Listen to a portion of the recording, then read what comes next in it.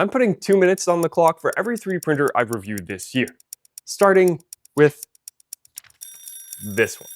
So what I wanted to do here is just give a recap on 2025, talk about all the printers that I have looked at, and give you my up-to-date opinions so you can know whether or not I'm still using those on a day-to-day basis or whether I've kicked them to the curb.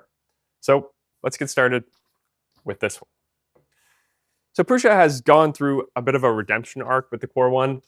When it first launched, it was pretty exciting. Their first enclosed Core XY printer, not their first Core XY printer in general. They did have the XL before it, but their first fully enclosed Core XY printer, which was pre-assembled, ready to go, finally competing with the likes of Bambu Lab. But initially, at least, it wasn't all that superb. I found quite a few issues in my testing, and the big standout issue, as I've discussed thoroughly, is vertical fine artifacts. Those were pretty darn bad on the original Core One. Over time, they improved things. They came out with some firmware tweaks. They tweaked their slicer to have better speed ranges to avoid the VFA-inducing speeds. So overall, the printer evolved, developed, matured, and got a lot better. Then came the Core One Plus upgrade for a few dollars. I think it's $10 to $15. They're giving you the ability to add some of the features that they added to the Core One L, like the opening and closing of that top vent automatically instead of manually, which was one of my complaints initially in my review. And of course, we have the index upgrade, which is coming soon. That is going to be a complete overhaul and take what isn't all that competitive of a printer in the grand scheme of things, and it's going to make it a leading printer in the market at the forefront of innovation, kind of usurping or outdoing Bambu with their H2C. We now have up to, I think, 10 tools, or maybe only 8, but certainly quite a few tools on the small form factor Prusa Core One, and even more on the Prusa Core One L. So it's been cool to see the evolution, and of course that's what we expect from Prusa. They don't just release a product and forget about it, they give you the ability to upgrade it, which I think is super cool. So with 14 seconds left on the clock, I can tell you, and you might already be able to tell, I do have the Core One still in my fleet. I use it periodically, not all the time, because right now it's not multicolor, but when I do have single color jobs, it's quite useful. And that's time. Up next, we have the Creality K2 Plus. So Creality is one of those companies where you really don't know what to expect. Personally, my opinions of that brand are mixed. I think their printers have been kind of hit and miss. They tend to rush out a lot of printers, which doesn't inspire a lot of confidence.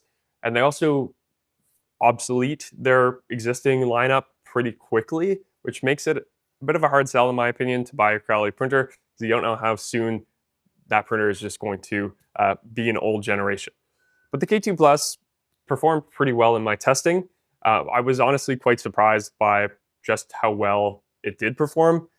I did leave that review a little bit later, which was a good strategy in my opinion, because the initial model that came out for the K2 Plus had some growing pains, and they did improve quite a few things. Now, my biggest complaint to date is the bed does need to be heat soaked thoroughly before you start a print. So you need to heat soak it for 10 minutes on average to print with anything other than PLA. Otherwise, the first layer will be dreadful. And I have heard some complaints about the extruder motor overheating and causing clogs. Personally, I haven't had that happen, but I know a lot of users of the K2 Plus have been frustrated with that. The CFS system has worked pretty well. It does have some of the same issues that you notice with the AMS from Bambu, some of the filament feeding issues. It is a little bit flaky from time to time, but they did improve quite a few things that Bambu got wrong with the original AMS that they fixed in the AMS 2 Pro. So things like easier access to the PTFE tubes and things like that. So overall, K2 Plus is a good printer. It is still in my lineup. It's a large format. It has that heater. So it's a pretty good all-rounder, and the price isn't all that bad for what you're getting. But of course, now we have the H2S from Bambu, which is pinching the market for the K2 Plus. Okay, so with 2 out of the way, let's see what we have up next. Let's go here, the Elyarchi Alcheman. So I actually produced 2 or 3 videos about this printer. This was a Kickstarter printer earlier in the year. The first consumer peak printer, air quotes on peak printer, because a little bit flaky in terms of its ability to perform and actually deliver on the promises. So if you're not familiar, PEEK is a super polymer, incredible properties, high strength, durability, flame resistance. It's just a pretty impressive plastic all around. But you really often, well, not often, you do need a very high performing printer to actually print that. And there's nothing in the market that allows you to do that at a consumer price point besides this printer. So they came to Kickstarter with this project and they said, hey, we're going to give this to the consumers. You can finally print PEEK. And the price of that printer on Kickstarter was around $6.99, I believe. And for reference, the cost of a roll of PEEK filament for around 1 kilogram, it's almost $1,000. So the cost of the printer is less than the cost of the filament. But a lot of people said, hey, if the printer is so cheap, why am I printing such expensive filament on it? If it can't deliver, it's just a waste of time and money. And that was kind of my experience. The prototype that I was testing could extrude PEEK, it could lay down the layers, but when I went to stress test them, they really just broke apart. So if you're not printing hot enough, you're not really printing PEEK, you're just playing around, frankly. So they went back to the drawing board, they improved some things, I documented that in a follow-up video. Ultimately, their Kickstarter campaign only ended up with around 60 backers, and I was skeptical that they were even still operating until I saw a video they posted recently of an unboxing. But the company is still alive and kicking, and they're shipping printers to backers maybe soon. Time's up. I wish I could say more, but we'll leave it at that. Up next, the Fibreseeker 3. This is actually the most recent printer I've reviewed on this list. Fibreseeker sent it over to me. They did not inform me it was a prototype, so I reviewed it as if it were a final production printer, and I did my due diligence. I did my job as a reviewer, which is to inform you, the viewers, how well the printer performs in its current state. And I have to say that it didn't perform all that well. There were some issues with it. The fiber deposition was not as smooth as I would have expected. And because of that, you have these squiggly fibers. Of course, tension requires something to be taut. If you're putting under tension, you want it to resist stretching or deformation. Because the fibers are not tight, the plastic is going to yield before the fibers actually start to carry any load. So that is kind of a deal-breaking issue when it comes to this printer. They, again, just like Elyarchi, went back to the drawing board and improved quite a few things. Their CEO just put out an update video. That printer Kickstarter campaign comes to an end soon, maybe already done by the time you're watching this video. So it's nice to see that they did take some of the feedback that I gave them and some other reviewers gave them, and they've implemented that. And I'm hopeful that they will send me a final production model that I can test, and I hope that they fix that issue, because if they don't, I can't really recommend that you purchase it. All right, I think our time is just about up. What do we got? We still got 22 seconds. So there was a bit of controversy around that video. There was some interactions between myself and the company. They reached out. The CEO actually emailed me personally and apologized for the conduct of what he said was the marketing agency they hired. They did some things that were not so savory. You can reference some of my community posts if you want more details, but I thought it was pretty cool that the CEO reached out to me directly. Okay, moving on, we've got the Sovol SV08 Max. This is a large 3D printer. Obviously, SV08 was a very popular printer on the market, an interpretation of the War on 2.4, but in kind of a pre-assembled, well, semi-assembled format. Then they came out with the SV08 Max. This was also a Kickstarter, which is a theme here, as you might see. SV08 Max is much bigger, built on some of the success of the SV08, added a scanning probe for the bed. There's an enclosure kit, which I've since added since I did that review, which makes it a large and capable printer. You can print some high-temp materials. No chamber heater. I thought they were going to come out with one. I haven't seen one yet, but at least we can keep the heat in for printing things like ABS. And I have done some big ABS prints on it, including this car grill that I scanned and printed a copy of, and it turned out pretty well on the SV08 Max. My biggest complaint in the review was the rigidity of the motion system and just the overall build quality. They used pretty thin belts, and they didn't use double shear bearing stacks on the AB motors. And to be honest, I didn't actually know what that meant until a commenter educated me. That means that the shaft of the motor is only supported on one side and not both. So when you have the force of tension from the belt pulling on it, it might deflect. So overall, I found the motion system to be a little bit under-engineered, especially for the size of the printer. And you did see that reflected in some of the print quality. There's some surface artifacts on the prints, things like that. So not the best quality coming out of a 3D printer, but considering its size and the cost is pretty reasonable, it's a nice machine to have in my lineup at least. And I do still have it here. It's just off camera over there, taking up quite a bit of room on that desk. But it's nice to have that option when I do need to print something big. And moving on, we have got the Qidi Q2. So this isn't actually a printer I've reviewed, formally at least. I have it here. I think it's just over there off camera. So I've done a bunch of testing on it. I was going to produce a review. But sometimes I get quite deep in a review and I realize the moment has passed and people might not be that interested anymore. So I've not produced a formal video on that. But I do have to say I was quite impressed with the Q2. For the price, the fact that it has a chamber heater, and just the overall refinement of the design from their previous generations.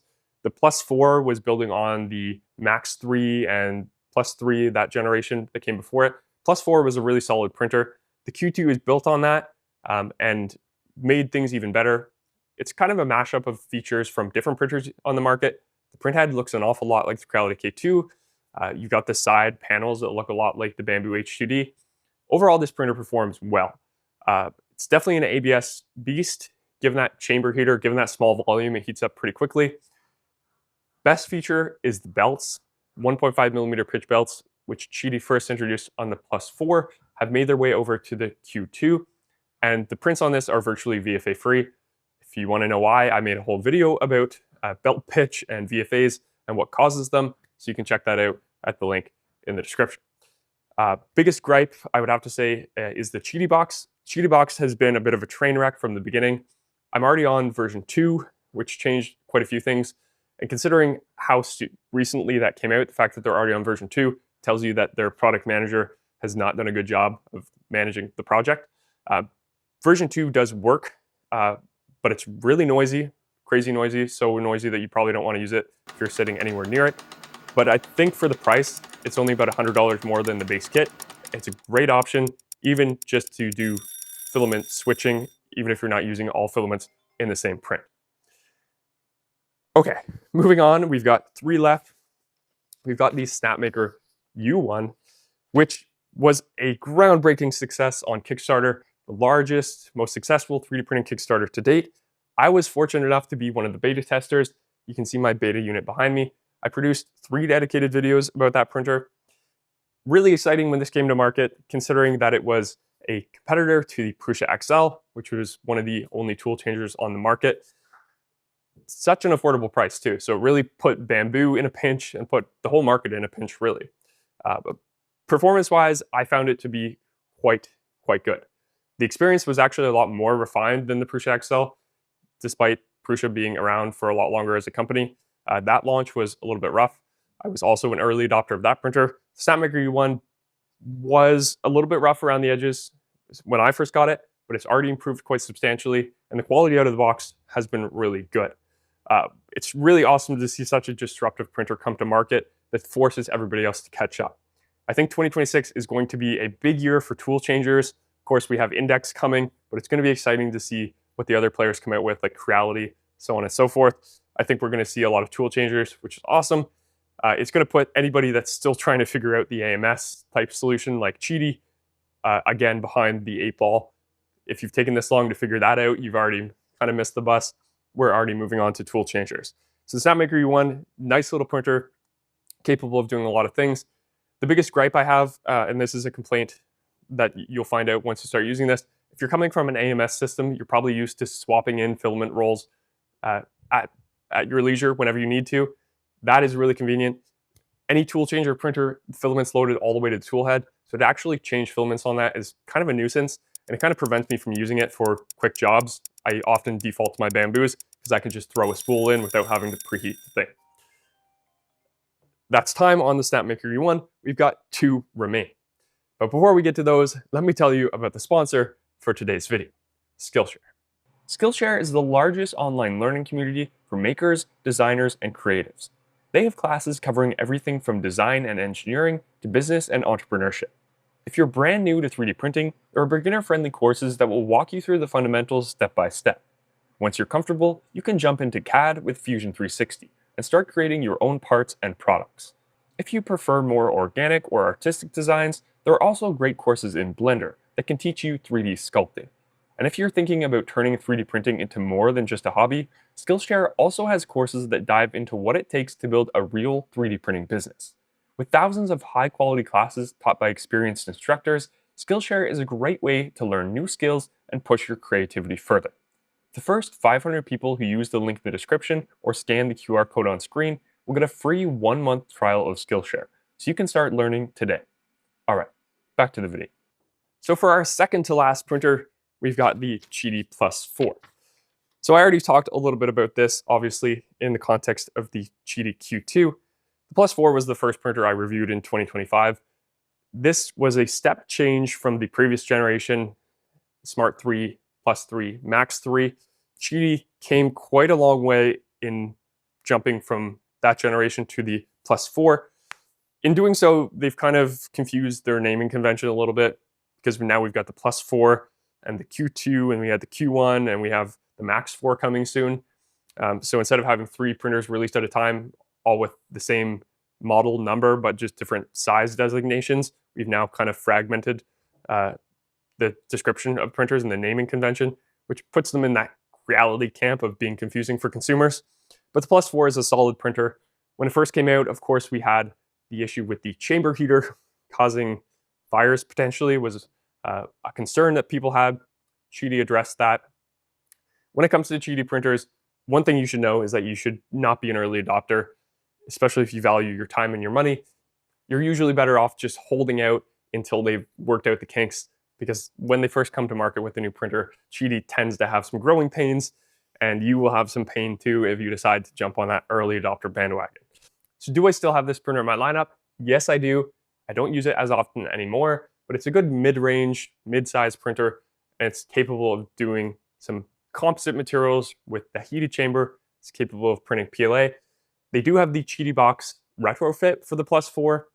I haven't gone down that road yet, but it's nice to see that they actually came through with their promise of bringing multi-material to that printer, unlike some other companies, Elegoo, who pulled the rug on their multicolor upgrade for the Centauri Carbon, and are going straight ahead with the Centauri Carbon 2, which I will be reviewing on this channel in due time, so stay tuned for that.